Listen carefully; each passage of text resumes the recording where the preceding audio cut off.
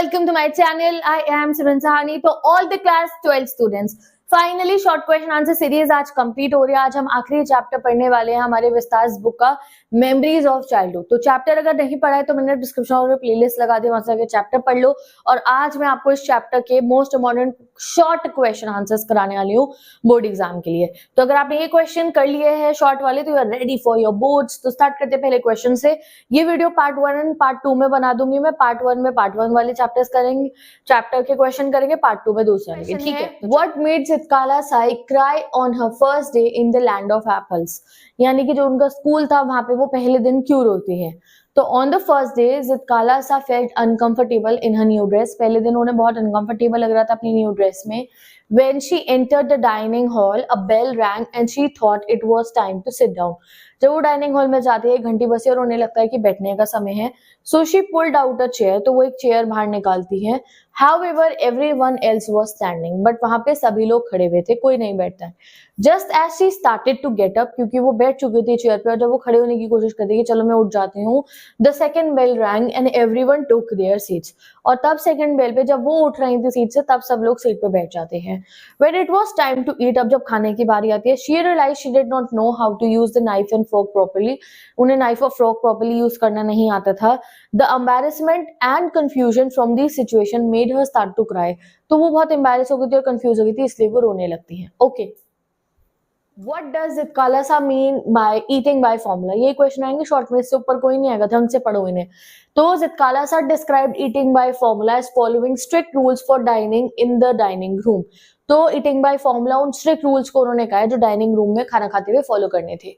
When the first bell rang, जब पहली bell बज रही थी, the students were supposed to pull out their chair, पहली बेल पे चेयर बाहर निकालनी थी। When the second bell rang everyone had to sit down, second bell पे सबको बैठ जाना था। Finally when the third bell rang, जब तीसरी घंटी बजनी थी, they could start eating with their knives and fork. तो ये फॉर्मूला चल रहा था, ऐसे ऐसे ऐसे चल रहा है। 3 और 4 देखते हैं। How would you interpret the author's statement? Now I was only one of many little animals driven by herder. उनकी स्टेटमेंट का क्या मतलब था कि अब मैं भी एक जानवर बन चुकी हूँ जिनको ये चलाने वाले हैं। तो the authorities of Carlisle Indian School refused to treat students as human. तो कार्लिसाइल इंडियन स्कूल इसलिए लिखा है क्योंकि ये लोग अमेरिकन इंडियंस कहते हैं इनको, और ये स्कूल के अंदर जितने भी अमेरिकन इंडियन बच्चे थे या नेटिव अमेरिकन बच्चे थे उनको ना बिल्कुल एक प्योर अमेरिकन में डेवलप करा जा रहा था कि वो सूट बूट पहने और बिल्कुल इंग्लिश कल्चर को फॉलो करे, ठीक है, अमेरिकन कल्चर को फॉलो करे। तो इसलिए उनकी जो ट्राइबल आइडेंटिटी थी उनसे छीन रहे थे। तो इसलिए उन्होंने ये बोला कि अब मेरी सारी ट्राइबल आइडेंटिटी, जो मेरा नेटिव, मेरी रूट्स है, जो मेरी जड़ें हैं, वो मुझसे ये छीन लेंगे तो मैं भी एक जानवर ही बन जाऊंगी। जैसे ये इन सब बच्चों को चला रहे हैं वैसे मुझे भी चलाएंगे। तो the authorities of the Carlisle Indian school refuse to treat its students as human. वो ह्यूमन की तरह अपने बच्चों को ट्रीट नहीं करते थे। They did not respect their unique individuality, उनको इंडिविजुअलिटी से कोई मैटर नहीं था। The children were treated as animal, too many restriction were laid upon them. Okay, what does Zitkala Sa remember about her first day in the land of apples? पहले दिन के बारे में चित्रकला सा को क्या क्या याद है? तो Zitkala Sa recalls that her first day was extremely cold, बहुत ठंड थी, with snow still covering the ground and bare trees all around. तो बहुत हर जगह बर्फ थी और ट्रीज भी ज्यादा नहीं थे। When the bell rang for the breakfast, its loud and harsh sound pierced the air and startled her and the other students. और पहले दिन पे क्या होता है जब बहुत बड़ी घंटी बजती है कि अब ब्रेकफास्ट का टाइम हो गया है, खाने का टाइम हो गया है, तो वो घंटी की जो आवाज थी बहुत जोर की, उसने उनको भी इरिटेट करा और बाकी वहां के बच्चों को भी बहुत इरिटेट करा था। 6. How did the Kalasa try to escape from the shingling of her hair? तो जब उनके बाल कटने थे उन्हें पता था तो वो उससे बचाव कैसे करती है अपना? तो चित्रकला सा डिसअपियर्ड अननोटिस्ड, चुपचाप निकल जाती है, and entered a large room with 3 beds. She crawled under the bed and cuddled herself in the dark corner, और छुप जाते हैं डार्क कॉर्नर में। She could not hide there for long as and was soon dragged out, वहां ज्यादा देर नहीं छुप पाती, उन्हें ढूंढ लिया जाता है और उन्हें बाहर यूं खींच के निकाला जाता है। She resisted by kicking and scratching, उस समय भी वो शांति से बाहर नहीं आती है, रेजिस्ट करती हैं, उनको स्क्रैच करती हैं, उनको छोड़ने को कहती हैं खुद को कि छोड़ दो मेरे को। And she tried a lot wildly but then she was tied fast in a chair, but उन्हें फिर चेयर से बांध दिया जाता है। And her long and heavy hair was shingled. Okay, where were the girls taken and how did it happen? Girls जो थी वो लाइन बना के कहीं जा रही थी, क्यों जा रही थी, क्या हो रहा था? तो the girls were marched in a line into the dining room, तो सारी लड़कियां जो है डाइनिंग रूम में मार्च करती हुई जा रही थी। द इंडियन गर्ल्स, यहाँ नेटिव अमेरिकन मतलब इंडियन गर्ल्स का, तो द इंडियन गर्ल्स ये आप लिख सकते हो, द अमेरिकन इंडियन लिखना है या नेटिव अमेरिकन भी लिख सकते हो। गर्ल्स वोर stiff shoes and tight dresses, उन्होंने स्टिफ शूज यानी कि जो जूते होते हैं ना वो लेदर के बने हुए बहुत ही टाइट वाले वो पहन रखे थे, और जो ड्रेसेस थी उनकी वो भी टाइट थी। दैट मेड देम अनकंफर्टेबल, जो उन्हें अनकंफर्टेबल महसूस करा रही थी। The little girl wore sleeved apron and had their hair cut short, और जो एक छोटी बच्ची थी उसने स्लीव्ड एप्रन पहन रखा था और उसके भी बाल छोटे थे। But they seemed obvious to how inappropriate their clothing was, but उनको कोई फर्क नहीं लग रहा था छोटी बच्चियों को कि क्या हमारी क्लोथिंग में इनअप्रोप्रिएट है, बट जितकाला सा जब देखती है तो उन्हें बहुत अजीब लगता है। क्वेश्चन नंबर 7 और 8 देखते हैं। तो why did Zitkala Sa feel as if she wanted to sink in the floor, कब उन्हें ऐसा फील होता है कि मैं धरती में धस जाऊं, और इस टाइप से बहुत ही शर्मनाक फील होता है उन्हें। तो Zitkala Sa felt sinking to the floor during her first day in the school. As she marched into the dining room with other girls she wore soft moccasins and they made no sounds, तो उन्होंने जो है soft मोकाज़िन्स जूते पहन रखे थे जो कपड़े के बने थे, और उनमें कोई आवाज नहीं आ रही थी। हाउएवर शी फेल्ट एम्बैरेस्ड, उन्हें बहुत शर्म आती है, एम्बैरेस्ड फील होता है, because a blanket had been taken away making her feel improperly dressed.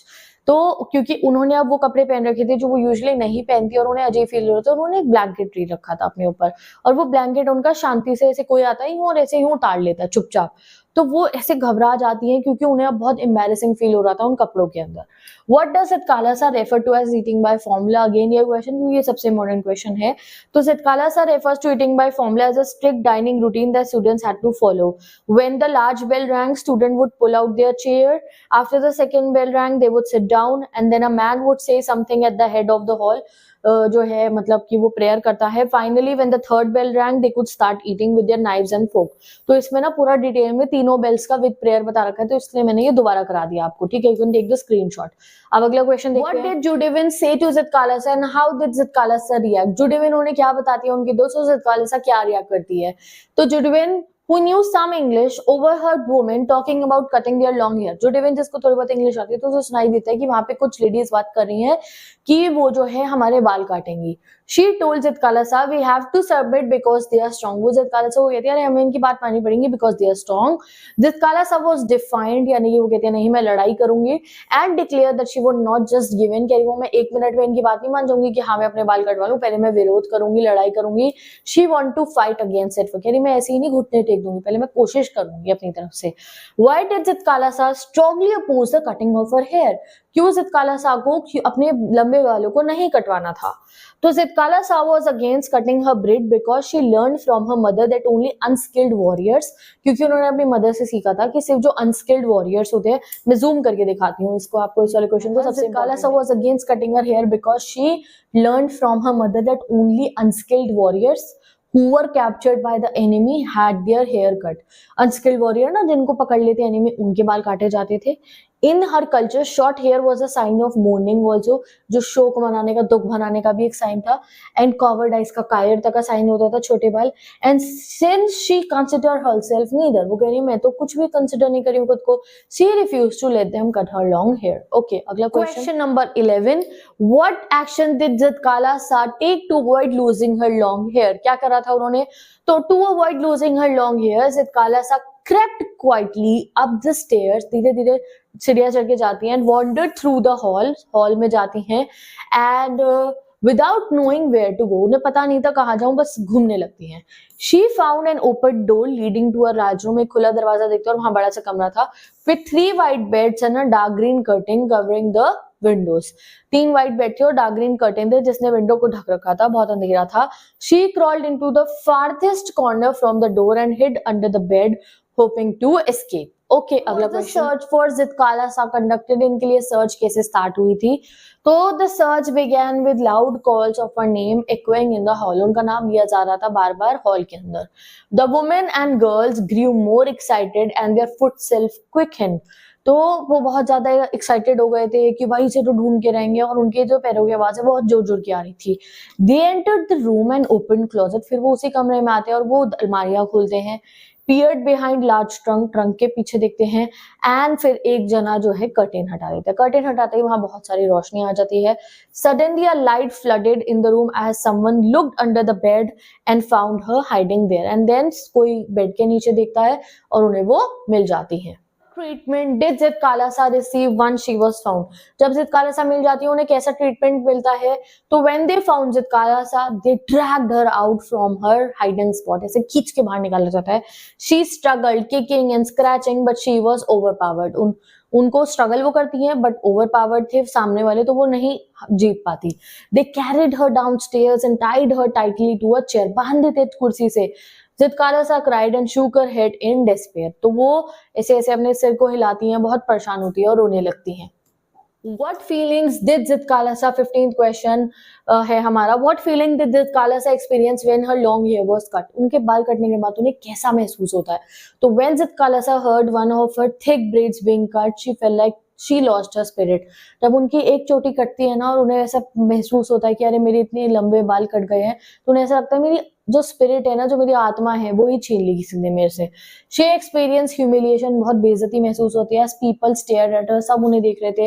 And she fail like puppet being tossed around, उन्हें ऐसा लग रहा था मैं कोई पपेट बन गई हूँ जिसे इधर से उधर ये खेल रहे हैं। Her long hairs are now cut like a coward, एक कायर की तरह उनके बालों को काट दिया गया है। फिल विद हर एंग्विश, अपने गुस्से में। And she cried out for her mother, वो अपनी मम्मी के लिए चिल्लाती हैं। Feeling like a small animal being hurted. Okay चलो, so with this guys 15 question complete हो गए इस चैप्टर के भी, एंड हम इस वाले पार्ट को एंड कर रहे हैं। अब मैं आपको नेक्स्ट वीडियो में जो सेकंड पार्ट बामा वाला है उसके क्वेश्चन कराऊंगी, तो वो भी आपको जरूर देखना है। And will meet in the next video.